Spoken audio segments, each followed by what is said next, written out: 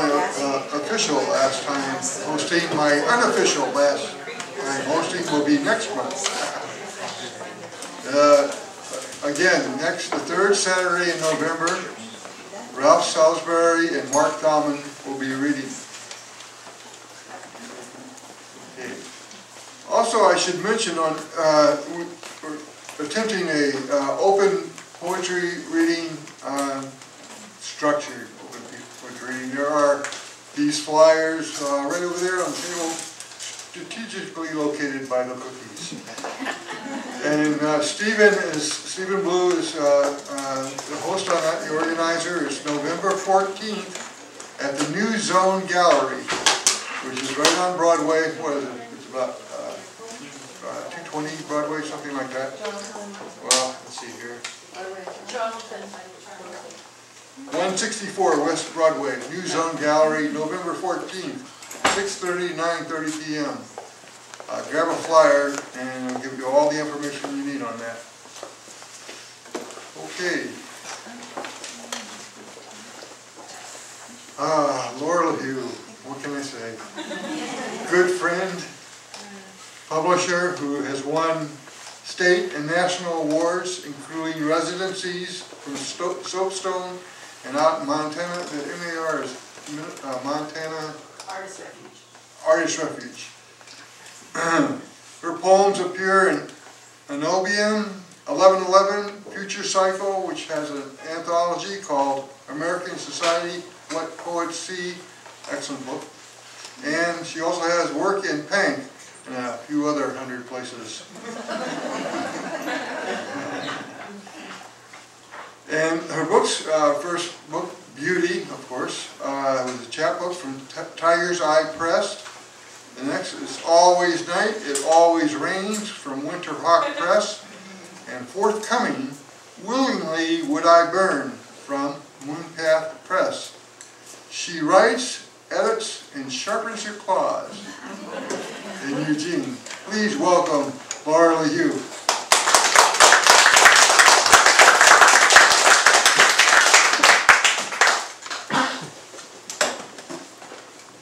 And I plagiarize other people's bios, Quentin. Thank you, Charles, for having us. Thank you for hosting this reading series. It certainly will not be the same without you. And everyone, well, nobody wants you to go. I mean, we're happy that you're going because it's good for you, but we're sad that you're going too. So, I was going to read a poem by Tony Hoagland, but a couple hours ago I got an email that a long-term friend of mine had passed away, and so I'm going to read something from science fiction fandom, because that's where I met him, and it's fandom in 6 acts with no intermissions. I'm only reading the poetry parts. Something you might want to note, when I say SFWA, it's the SFWA, it's the Science Fiction Writers of America. Act 1, The Troll. You know him, this roommate of mine, prancing in his too tighty-whities, committing spandex crimes, or changing clothes in the middle of the room, no matter where. Hair in places you never imagined, himself flying free. Complaining about the room rate, convention bureau, room taxes, the room amenities. Eating all the food in the room, paying for none. Asking, did you tip the maid? Act 2, the X. There he is, showing up at your door, apologies in hand, having gone to counseling. Somehow you've told him WorldCon is in San Jose and he should come, so he does. His fiancée is sweet and you invite them to dinner. There you are, taking him from party to party, saying, hey, do you remember? And there are hugs all around, somehow. Act 3, flirtations. I made this for you, you say to that cute guy you've spotted in all the parties, handing him a bottle cap. I made this for you, you say, handing him a plastic sign from the room, handing him someone else's business card, a stir, a cup, a flyer, an empty bottle, a pen. I made him for you, you say, handing him your other friend, because you've run out of things. Eventually you run out of people to give him, so you say hello. Act 4, the newbie, roommate number 2. You try and convince your friend to come. You know she'll have a great time. She's not sure. You call her and tell her your husband won't make it and she can have his badge. She's not sure. You tell her she can crash for free in your hotel room. She comes anyhow.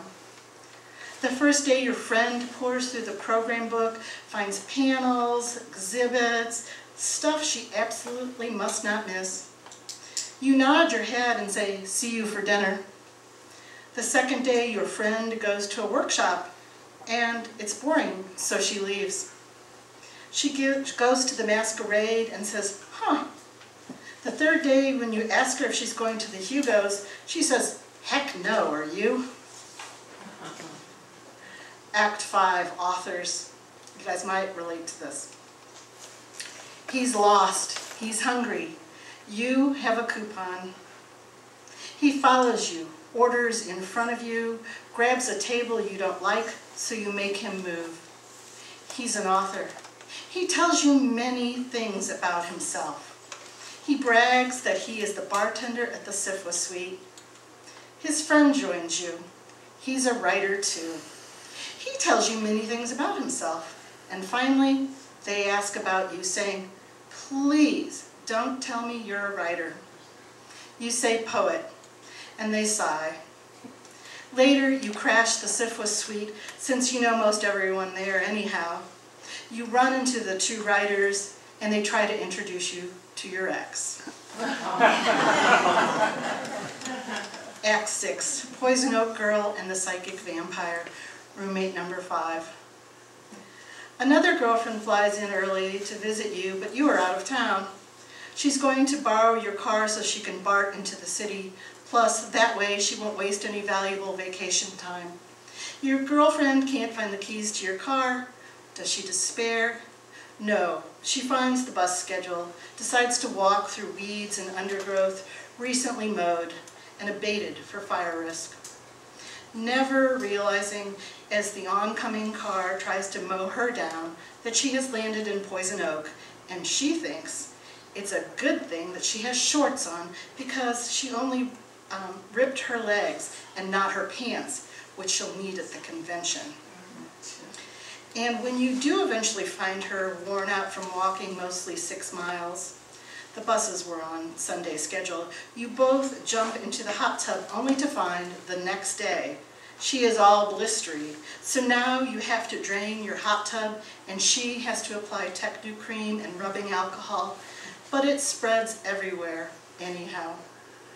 In addition, you have to share your bed with the troll who is going to sleep with her. And just at the moment she recalls how every moment of every convention, one or the other of you two is always injured, concluding erroneously, one or the other of you must be a psychic vampire, and it ain't her. Based on some true stuff. And I'm going to move into beauty, which is some fantasy, and I'm going to start with The Boy Who Cried Fire. His musty roll in the hay scent lashes her into a wind-whipped hunger. His innocence makes her howl. She desires to plunge into his fine white woolen coat, consume him. Never overt, she pursues him from the shadows. His parents grow leery, hire a sitter to keep watch over him, keep him out of trouble. But the sitter grows bored, begins looking for distraction, yells fire for no real reason but to give the fire department show up. They retreat, nodding their heads in sorrow for such a foolish and costly deed. The next day, the sitter yells, "Fire!" and a neighboring good-dooder, The next day, the sitter yells, "Fire!" and a neighboring do-gooder calls 911. The police and the fire departments show up. The sitter is roundly chastised, promised a night in jail if he continues this discourse. Meanwhile, her intended, driven by the sitter's repulsive behavior, leaves the comfort of his home and ventures outside. So close she can almost feel him. She waits where she has waited night after night, curled in the crook of an oak, silent as the lover who waits to be laid bare for her darling to unearth her. She is nearly invisible in the twilight sky. He senses her at first, sniffs the air, calls out bleakly, "Who is there?" She rises up on her haunches, looms larger than life in an inopportune halogen moon. He tenses, quivers, screams no. She licks her lips. He is so juicy she can barely hold back. In the background, she hears the sitter screaming, "Fire! Fire! Fire!" But it is too late. No one is coming. He is ready to be called. He longs for it. So she does. I don't think I've read this one in a while. Web frosted in brambles. My sisters were spiders once. We suffered dreaming, not knowing if we could find the brilliance inside ourselves.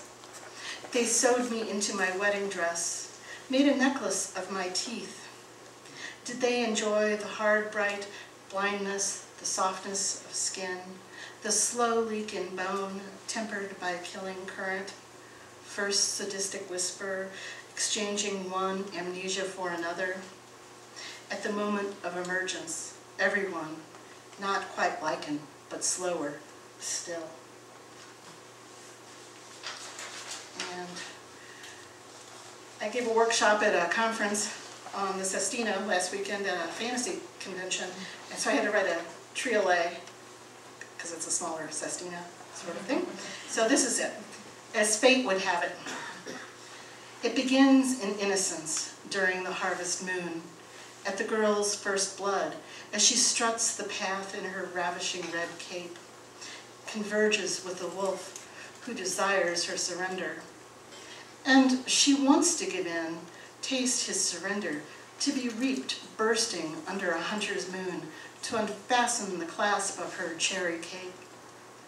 Make him give chase, he stumbles entwined, can't escape, kissing the scent of her musky surrender, already licking her inner thigh until she howls, "Moon, moon, path, wolf, chase, fallen cape, surrender." And this is out in Tiger's Eye. Red. The wolf, a distant memory.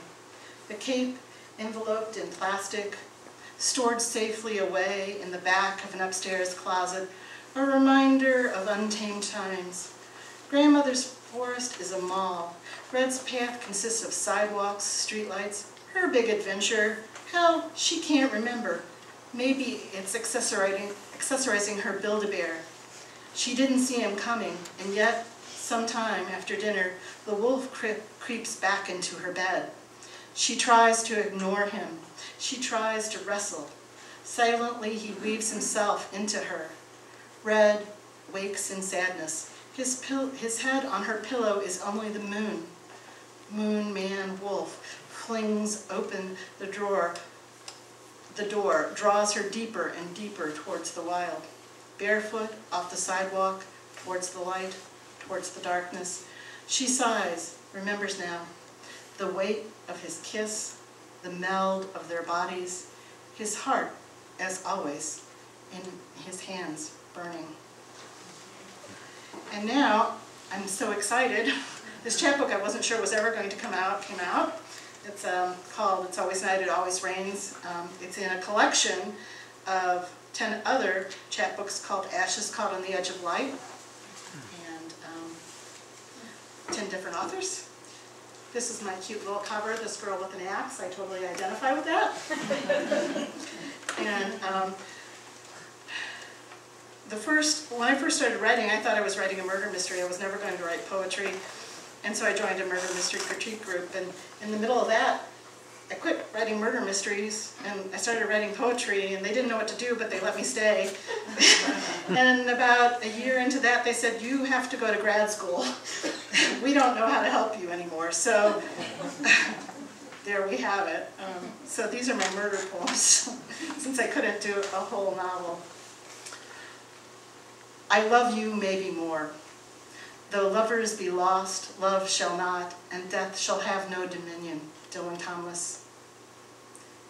In the month of dripping diamonds and deep dark chocolates, you sidle up, your hand on my shoulder, the tender squeeze sliding too close and closer, 2 winter weight shirts away.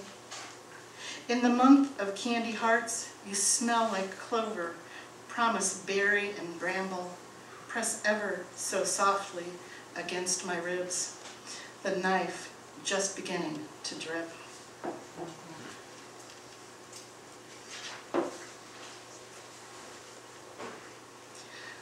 A pre-existing condition.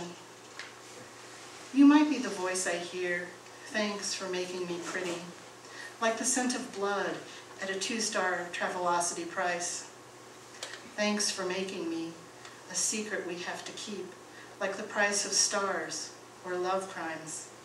Those secrets we've kept, biting the back of my neck, crimes of love, a final decapitation, biting like the fresh scent of blood. Finally, you are the voice I hear.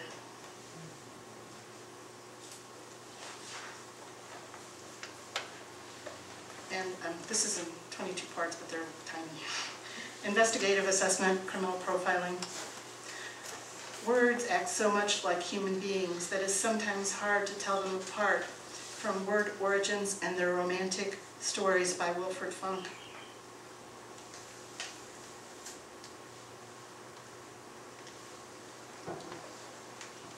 Age, I must confess, a woman walked into my dream. 2, sex, does my memory comfort you, what my days have become? 3, race, they say human, and I'm here left with the blame.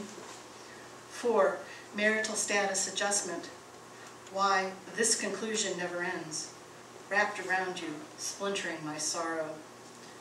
5, intelligence, weapons in hand, we move into language. 6, scholastic achievements adjustment, it's too late, your skin in the pouring rain, dragged backstage by your hair this time. 7, lifestyle, if I turn around, would that be my fault? Invitation. 8, rearing environment, do you want to? She promised. Social adjustments, so far away, stranger still, not looking back. Personality, style, characteristics. Who would know the troubles like a child? You want what a man wants for 1,000 years. Demeanor, I wish I was the sacrifice. Maybe I should have wanted less. 12, appearance and grooming. Your skin like porcelain, such difficult syllables. 13, emotional adjustment. Wisdom is key, it burns. 14, evidence of mental decompensation, of some tears to something more. 15, pathological behavioral characteristics. No truth in you exists, your hair writhes. 16, employment, occupational history, and adjustment. I wonder about the outcome. If you're lonely, what did you expect? Devotion. 17, work habits. I think he tripped on reality and watched it happen and wondered. 18, residency in relation to crime scene. We leave open the invitation of a silent mother. 19, Socioeconomic status. It's a burning desire, battering the stable door. Sexual adjustment. Why does my soul feel so bad, and sharp debris carry such clarity? 21. Type of sexual perversion or disturbance, if applicable. Just look at my language, mistaking this glow of pain. 22. Motive. I woke up wearing yesterday, and the dank finds its way in. And I'm going to do the 3-poem notice. And this is from Willingly Would I Burn, which is coming out from Moonpath Press in the spring. So, totally excited. Mitch Bentley's going to do the cover. He's a really great artist friend of mine.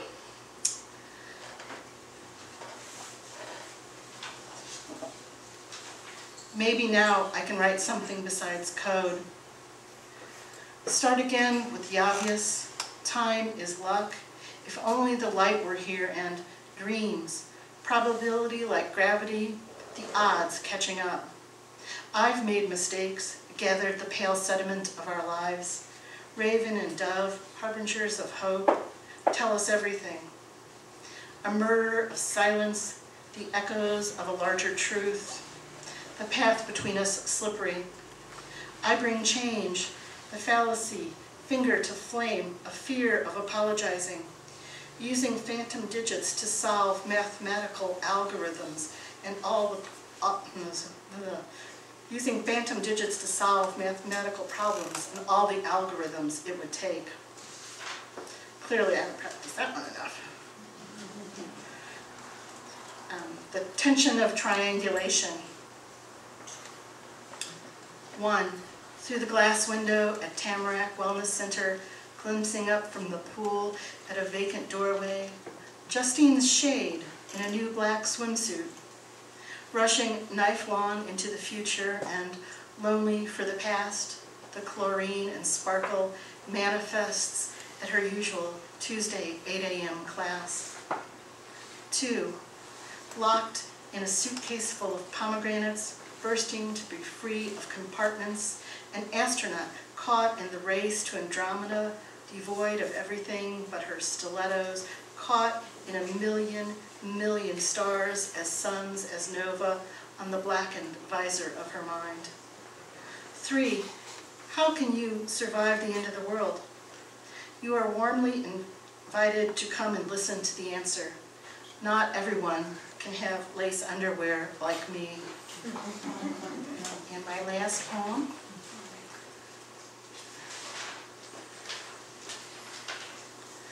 Because I'm not going to read you the really hard math poems. Probably have to read those. All of my alternative roots have alternative roots. Like fingerprints and DNA and the darkness within, only you disappear.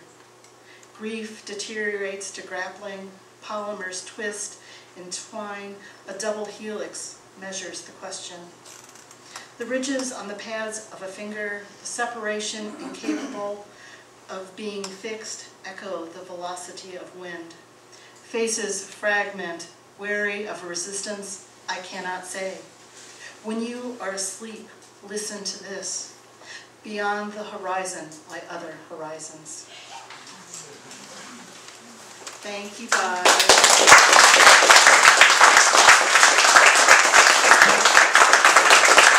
I'm showing out lots of books from Scott.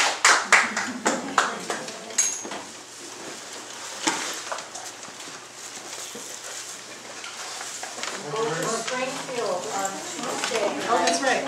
At 7 o'clock to the Springfield Public Library to hear Sam, Roderick, Betty Lynch, Husted, and Donna Cleveland.